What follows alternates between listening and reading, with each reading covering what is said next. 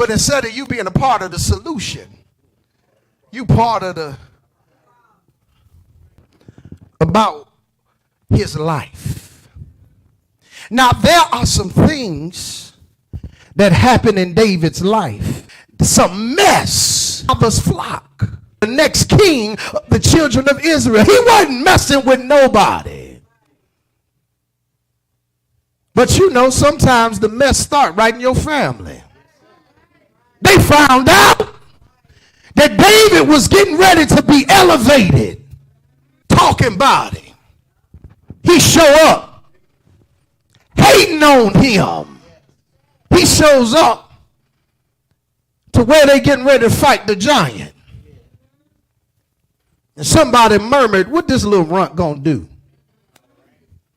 So because he could get a permit, all allowed through God's permissive will.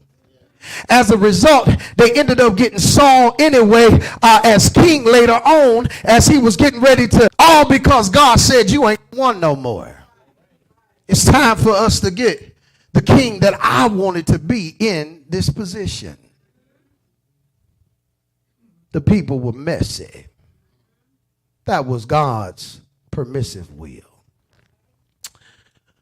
But then David, like has been the failure of many men, a woman.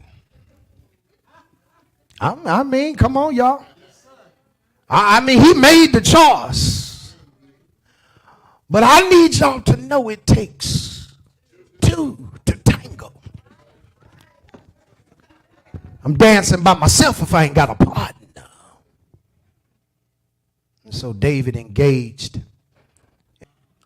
He ended up having, and then when that kid produced, or while it was in the production, he trying to find a way to his mess. Now maybe that wasn't your issue,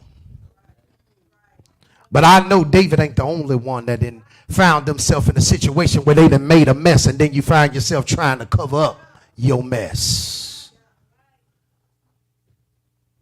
The reality was, David said, I've got mess in my life, my life. But what the text tells us as a statement and testimony of praise, patient and wait on God to do what only God can do. I think, my brothers and my sisters, the reason why we find ourselves so stressed out and worried is because we get impatient.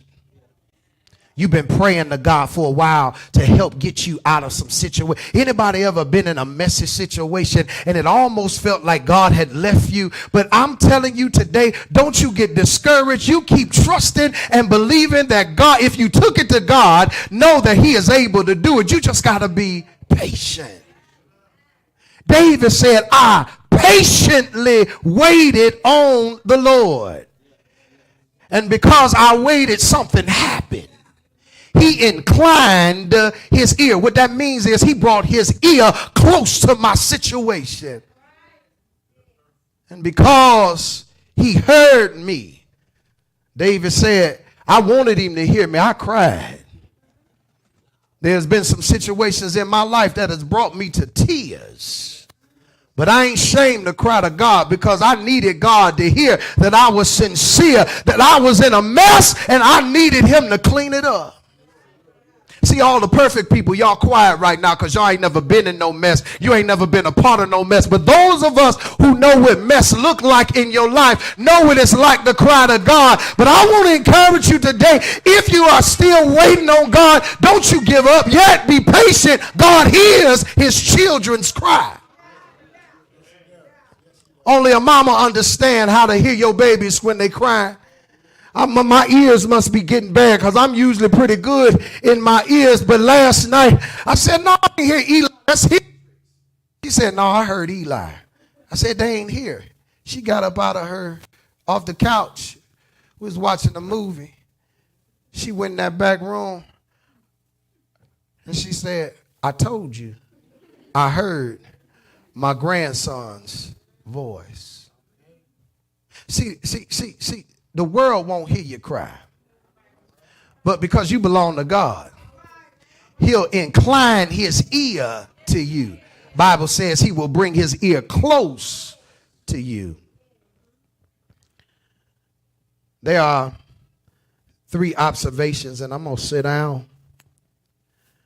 Our first observation in the text is we've got to embrace the process of waiting. The mess, we want to hurry up and get out of it. I don't know anybody that want to wallow in mud too long. But you keep being patient. And know that sometimes while you are waiting, God possibly could be pruning you. Because see, when he get ready to pull you out of the mess that you in, he want to get you conditioned so you don't go back to the mess that you came out of. But besides me, you out too fast, you found yourself right back in it again. I know I ain't by myself.